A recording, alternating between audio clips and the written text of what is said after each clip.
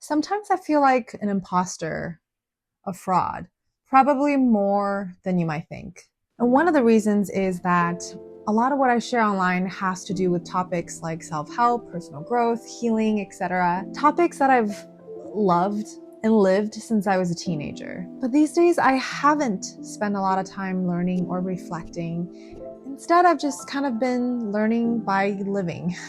These days, even just thinking about self-improvement or self-help topics sometimes makes me want to roll my eyes. And I think one of the reasons is because that I have spent nearly over 2 decades doing the work.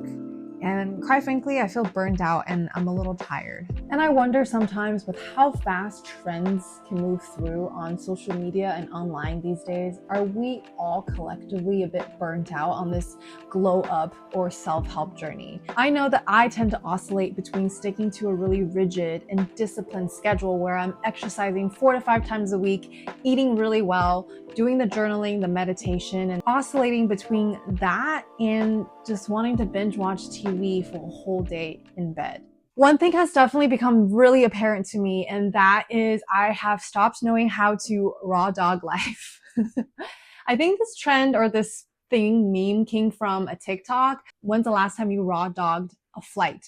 And what that means is essentially just sitting in your seat without music, without podcasts, no books, no movies, and just sitting for the whole flight, staring at the seat in front of you, and that's it. And you know that uncomfortable feeling you get when you have to just sit with yourself? I'm not sure that I know a lot of people these days who can sit in silence with themselves for longer than 5 to 10 minutes. I know myself is definitely included in that group. A lot of days I wake up and immediately pop on a podcast to kind of get me going, to get the day going, because it feels like I can't really get that momentum up unless I'm listening to something actively in my ear. And this is coming from someone who really did have a consistent practice of daily meditation, journaling, writing poetry about my feelings. I know how inspiring it can feel to watch someone else's very aesthetic morning routine video. But these days for me, I still make matcha regularly every day in the morning, but that's as far as it goes. And I know how it is. Life gets busy. I have a full-time job and I'm just trying to make sure I go to the gym at least 4 times a week,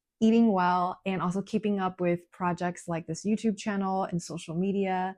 It's so easy to just get swept up in all the busy things in the to-do list to feel like I'm actually cultivating a high-quality relationship with myself.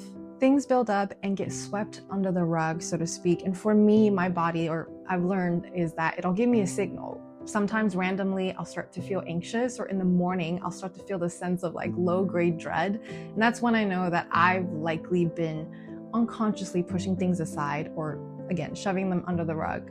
And it's time for me to excavate and take a look at what I've been ignoring for a long time. I am making a bold public challenge to myself and a promise, and maybe you'll join me on this.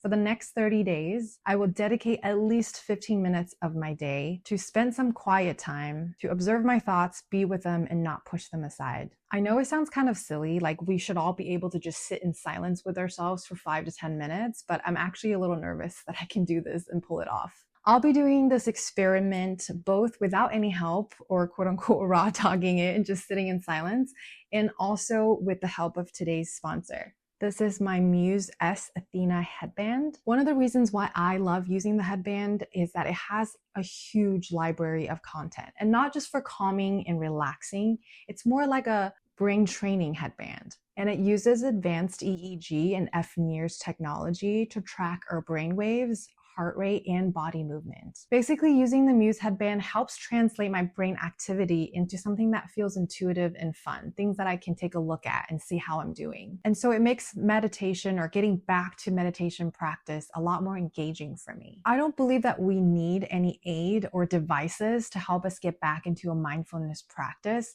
and which is why I'll be dividing up this 30-day challenge, both with just literally allowing myself, or rather force myself, to sit in silence and be with my thoughts and just being very observant and paying attention to what comes up. But I do love having this device. It actually creates for me like a moment, like a slice of time that I've set aside, kind of just like with any other task that I would have on my to-do list. So it becomes this sacred pause, a moment, an activity, something that I do for myself that I've set aside time for. If you want to check out or try the Muse headband for yourself, feel free to use my link down below for 15% off, or you can use my code DIA. So yes, I'm making a really bold promise to myself and whoever may see this video, even though it seems like such a silly thing, that for the next 30 days, I will dedicate some time each day to make sure to slow down, breathe deeper, and not neglect the most important relationship in my life. And I challenge you to do the same. I have a feeling this very simple practice or challenge will have transformative results, probably things that I can't even foresee right now. I remember when I used to do a gratitude list, at first it felt really silly, but over time I realized how tremendously profound it was, how quickly I was able to switch gears into ruminating over something bad that happened versus kind of seeing the silver lining. I'll try to document this journey as much as I can and maybe report back in another video. Let me know in the comments below what are some of the ways that you honor quality time with yourself without distractions. Are there any practices, any routine, any tools or softwares, whatever it is that you might do that have had a significant impact on your overall well-being and how you feel? If you have been subscribed to this channel or have seen a few of my different videos, as I said, I will be resuming regular content, but maybe shifting things a little bit. I've just gotten kind of bored with self-help content, but it is a topic, or it's topics that I'm really interested in. So in the time being, I have resumed my spooky podcast. So if you're someone who likes supernatural, paranormal, or anything that's unexplainable, feel free to check out my podcast, Soup of the Night. I'll link it down below as well. The latest episode I made is on reincarnation and stories around the topic. Until next time.